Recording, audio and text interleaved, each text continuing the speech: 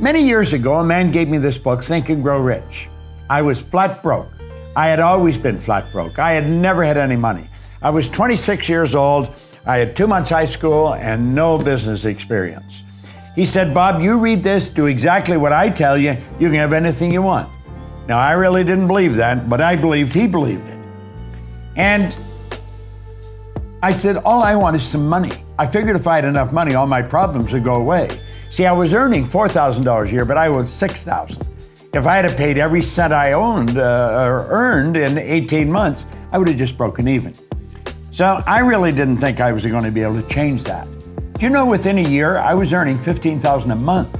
I went from $4,000 a year to $15,000 a month within a year. Now, I hadn't got that much smarter.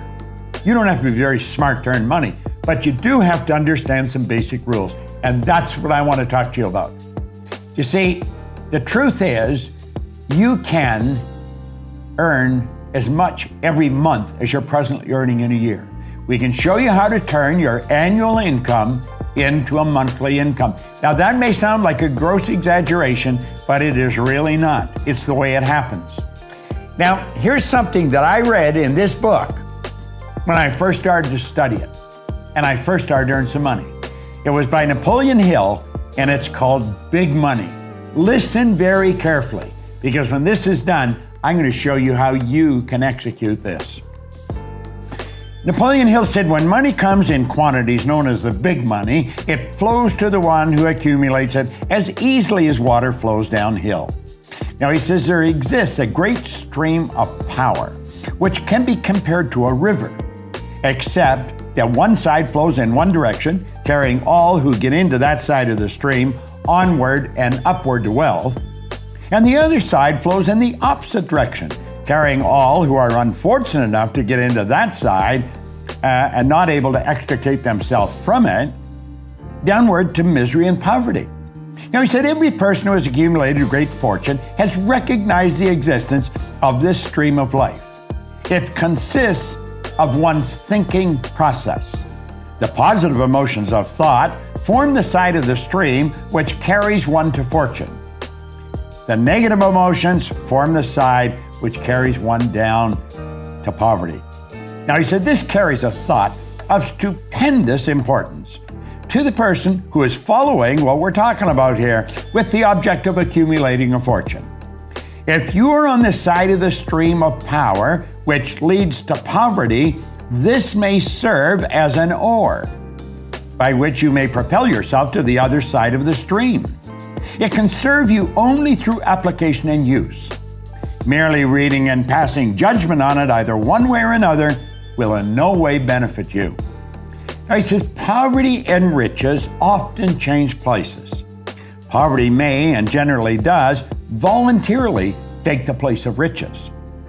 But when riches take the place of poverty, the change is usually brought about through well-conceived and carefully executed plans.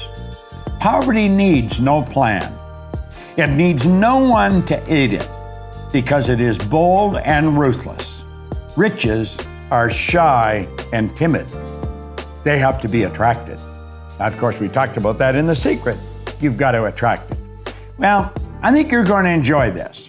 First of all, money has to be earned, and there is a law that governs this whole universe. Everything operates by a law. Well, Emerson wrote beautifully, Ralph Waldo Emerson, on the law of compensation. And the law of compensation is exact. The law of compensation clearly states the amount of money you earn will be in exact ratio to these 3 points. Number one, the need for what you do. The need for what you do. Number two, your ability to do it. And number three, the difficulty there will be in replacing you. Now think of that. Number one, the need for what you do. Number two, your ability to do it. And number three, the difficulty there is in replacing you. Now, odds are pretty good. The need for what you do is already there. You don't have to do anything about that. Number three will be taken care of if you take care of number two. You may want to think about this for a little while. I thought about it for a long while, and I realized it's pretty true. So you see, you only have to focus on one of those 3 points, and that is number two. your ability to do it. Whatever you're doing, you want to get better at it. Just keep working at getting better at what you're doing. And there isn't any competition. You're the only competition you're ever going to have. Master whatever you do. Master it. Now, I want you to think of this. There are only 3 strategies for earning money. Just 3 strategies. Pay close attention. It's M1, M2, and M3. Now, before I start into them, here's something you want to burn into your mind. If you don't teach your children how to earn money, odds are pretty good they're not going to learn. School does not teach us how to earn money. You can go all the way through school. You can go to Harvard, Oxford, Stanford. Won't matter. They do not teach you how to earn it. They'll teach you how to invest it. They'll teach you how to store it.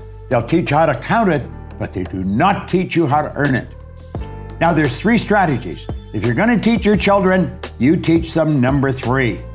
But let's start with number 1. Number 1 strategy is used by 96% of the population, and it won't work.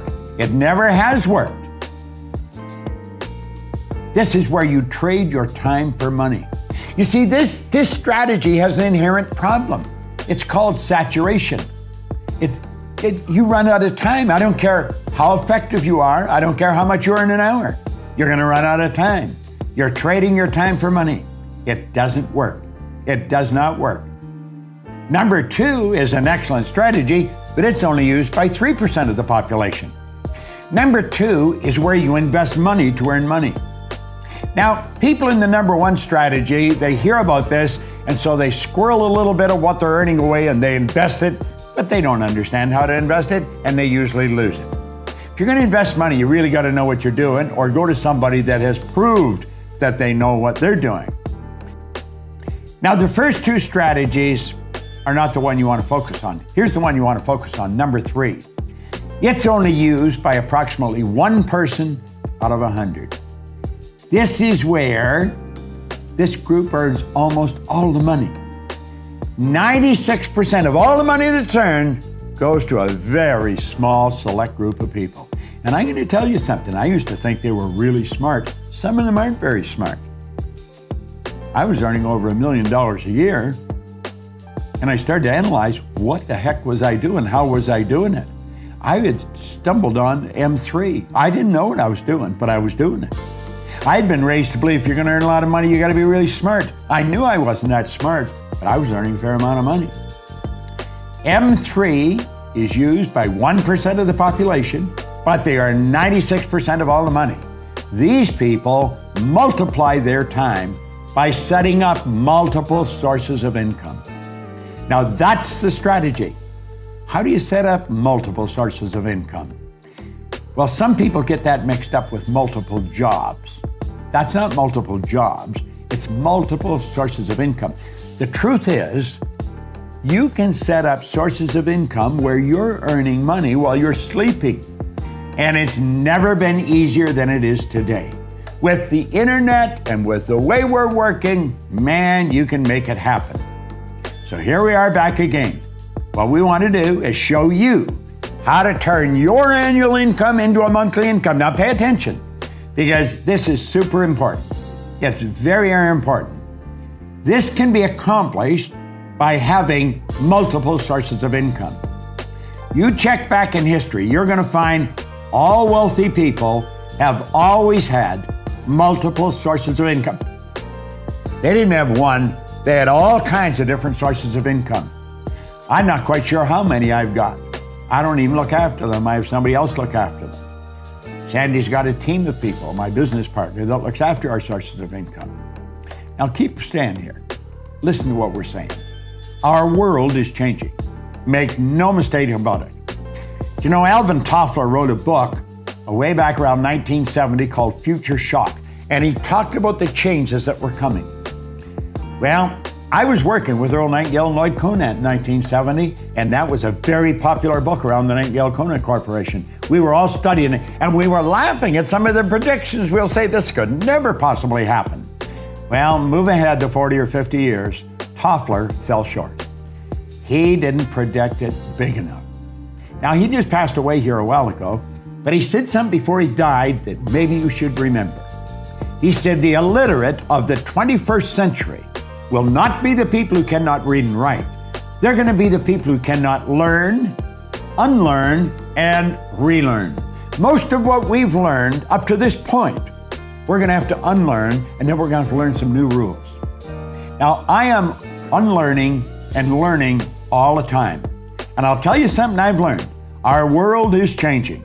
It is not getting bigger. The world is getting smaller. It is shrinking. And here's something else. This is very important. You can have business all over the world through multiple sources of income. Here's the question you want to ask. How much do you want? How much do you want? Because you can set up sources of income all over the place. Study the real heavy hitters. They all have multiple sources of income, and they have money coming at them from all over the world. It's a beautiful thing to understand. Doesn't matter where you live, you can be setting up sources of income all over the globe. You can just keep setting them up. You like the idea, don't you? Well, I'm going to tell you something. You are capable of doing this. There's all kinds of ways. And you'll say, well, are all the sources of income that you have the same size? No. Some are bigger, some are small. But they all have one thing in common. Although they're big or small, they all flow in to your bank. That's right. When you have a source of income, it comes into your bank. And it just keeps adding up and up and up. Now just keep watching. It just keeps coming. And it comes into your bank. Big and small. It's a beautiful thing to know.